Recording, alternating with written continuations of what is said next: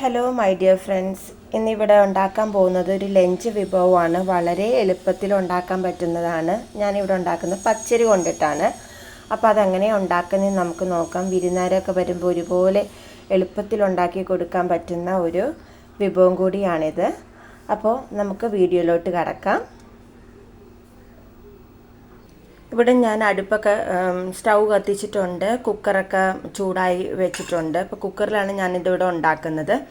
അപ്പോൾ 2 table spoon sunflower ഓയിലും അതുപോലെ തന്നെ 1 ടീസ്പൂൺ നെയ്യുമാണ് ഞാനിവിടെ ഒഴിച്ചിരിക്കുന്നത്. അതിൻ്റെ കൂടെ തന്നെ നമുക്ക് കുറച്ച് സ്പൈസസ് ആഡ് ചെയ്യാം. അതിന് വേണ്ടിയിട്ട് ഏലക്ക, പട്ട, ഗ്രാമ്പു ഇവയെല്ലാം ഞാൻ ഇതിനകത്തോട്ട് ചേർക്കുവാണ്. ഒരു അത്യാവശ്യം നീളത്തിലുള്ള 2 ഏലക്ക ഞാനിവിടെ എടുത്തിട്ടുണ്ട്. അതുപോലെ തന്നെ 5-6 ഗ്രാമ്പു, അതുപോലെ തന്നെ 4-5 ഗ്രാമ്പു, അതുപോലെ തന്നെ 5-6 ഏലക്കയൊക്കെ ഞാനിവിടെ എടുത്തിട്ടുണ്ട്. അങ്ങനെ ഇതെല്ലാം ഇട്ട് നമുക്ക് ഈ എണ്ണയിലിട്ടങ്ങ് നമുക്ക് മൂപ്പിച്ചെടുക്കാം.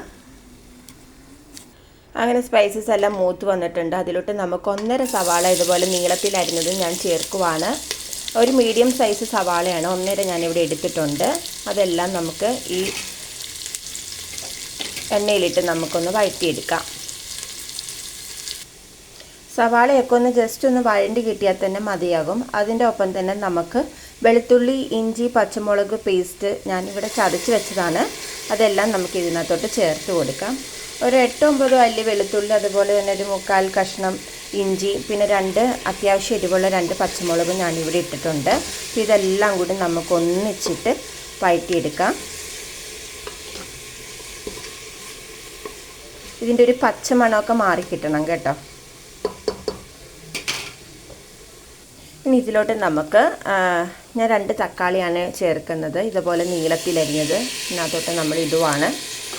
ഇതിനോടൊപ്പം തന്നെ നമുക്ക് പൊടികൾ ചേർക്കാം, മസാലപ്പൊടികൾ. അതായത് ഞാൻ 1/2 ടീസ്പൂൺ മഞ്ഞൾപ്പൊടി, 1 ടീസ്പൂൺ ഗരം മസാല, അതുപോലെ തന്നെ 1/2 ടീസ്പൂൺ പെരിഞ്ജീരകം.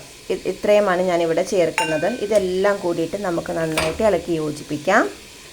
ഈ സമയത്ത് നമ്മൾ ഉപ്പും ചേർക്കേണ്ടതാണ് കേട്ടോ, ആവശ്യത്തിനുള്ള ഉപ്പ്. ഞാനൊരു ഏകദേശം ഒരു 1/2 ടീസ്പൂണുള്ള ഉപ്പാണ് ഞാനിപ്പോൾ ഇവിടെ ചേർക്കാൻ പോകുന്നത്. അങ്ങനെ പൊടികളൊക്കെ മൂത്ത് വന്നിട്ടുണ്ട്. ഈ സമയത്ത് നമുക്ക് കഴുകി വൃത്തിയാക്കിയ പച്ചരി നമുക്ക് ഇതിനകത്തോട്ട് ചേർക്കാം. നല്ലതുപോലെ കഴുകി വൃത്തിയാക്കി വെച്ചിരിക്കണം. 4-5 പ്രാവശ്യമെങ്കിലും നമ്മൾ ഈ പച്ചരി കഴുകണം. കാരണം ഞാനിവിടെ എടുത്തിരിക്കുന്നത് റേഷനരി ആയതുകൊണ്ട് തന്നെ ഞാൻ 4-5 പ്രാവശ്യം നല്ലപോലെ കഴുകിയിട്ടുണ്ട്. അപ്പോൾ ഇതെല്ലാം നമുക്ക് ഇതിനകത്തോട്ടേക്ക് ഇടാം. ഈ സമയത്ത് നമുക്ക് 1 പിടി മല്ലിയെല്ലാം കൂടി ഇതിനകത്തോട്ട് ഇടാം. എന്നിട്ട് ഇത് ജസ്റ്റ് ഒന്ന് ചൂടായി കിട്ടണം പച്ചരിയൊക്കെ. ഇവിടെ ഒരു 1.5 കപ്പ് പച്ചരിയാണ് ഞാനിവിടെ എടുത്തിരിക്കുന്നത്.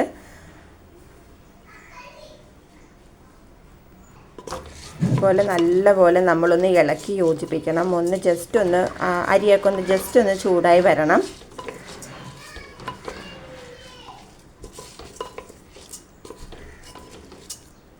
അങ്ങനെ നമ്മുടെ ഇവിടെ പച്ചരിയൊക്കെ ജസ്റ്റ് ഒന്ന് ചൂടായി വന്നിട്ടുണ്ട്. ഇതിലോട്ട് നമുക്ക് ആവശ്യത്തിന് വെള്ളം ഒഴിക്കാം.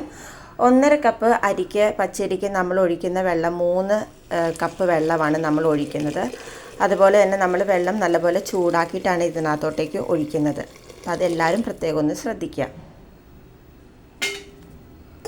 ഇതിൻ്റെ കൂടെ തന്നെ ഞാനൊരു 1/2 ടീസ്പൂൺ ഉപ്പ് ഞാനിവിടെ ചേർക്കുവാണ്. അത് നമ്മൾ 1/2 ടീസ്പൂൺ മറ്റ് ഇൻഗ്രീഡിയൻസ് വഴണ്ടി കിട്ടാൻ വേണ്ടിയിട്ട് ഞാൻ ഉപ്പ് ഇട്ടിട്ടുള്ളൂ. ബാക്കി അരിയിലോട്ടൊക്കെ ഉപ്പ് പിടിക്കാൻ വേണ്ടിയിട്ട് ഒരു 1/2 ടീസ്പൂണും കൂടി ഞാൻ ഇതിനകത്തോട്ട് ഉപ്പ് ചേർത്തിട്ടുണ്ട്. അതിൻ്റെ കൂടെ തന്നെ ഈ അരികളൊക്കെ ഒട്ടി പിടിക്കാതിരിക്കാൻ വേണ്ടിയിട്ട് ഞാനിവിടെ അതിന് 1 ടീസ്പൂണോളം വിനാഗിരി ഞാൻ ഇതിനകത്തോട്ട് ചേർത്തിട്ടുണ്ട്. ഇപ്പോൾ വിനാഗിരി ഇല്ല, നാരങ്ങനീര് ചേർക്കാം കേട്ടോ. ഇപ്പം നാരങ്ങനീര് ഇല്ലാത്തവർ വിനാഗിരി ചേർത്താലും മതിയാകും. നന്നായിട്ടൊന്ന് ഇളക്കി യോജിപ്പിക്കുക. ഇനി നമുക്ക് കുക്കർ അടച്ചു വെച്ച് ഒരൊറ്റ വിസലിൽ നമുക്കിത് വേവിച്ചെടുക്കാം.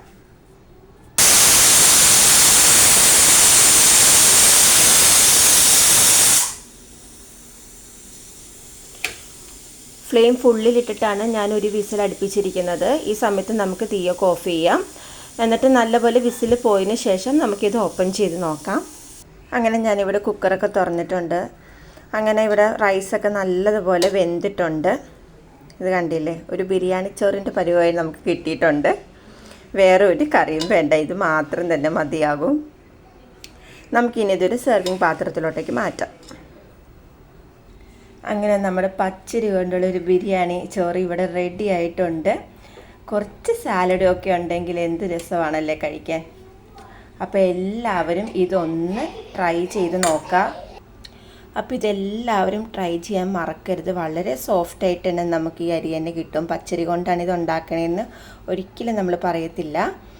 അപ്പം എല്ലാവരും ഇതൊന്ന് ട്രൈ ചെയ്ത് നോക്കുക.